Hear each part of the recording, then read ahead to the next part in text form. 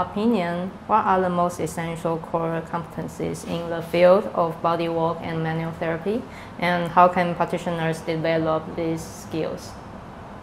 What are the most essential core competencies for manual therapists? I think there's a lot, but I think the ones that I find it most useful to emphasize are listening, both listening to what our clients say with their words, but also listening to the body.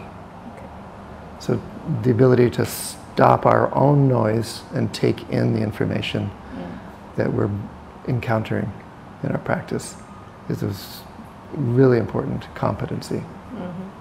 Listening, waiting, or patience. Sometimes, I remember having one teacher, Peter Melchior, who said his biggest skill was being able to wait longer than his patients could. Wait. So, for example, when we're doing some hands-on work, being willing to go slow enough that the response can happen.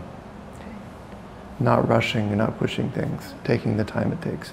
That's a really important skill, and it's a hard one. The third one, play. Play? Play. Okay. Being willing to have some fun, or get people outside of their usual ways of being. And I especially learned this when I started working with kids a lot, but then I realized it was the key that I needed for working with adults too, just to be able to get outside of our usual ways of being and enjoy the moment, enjoy each other, and exchange those little signals that mean, yeah, we're having fun here, we're having a good time. Let's do this.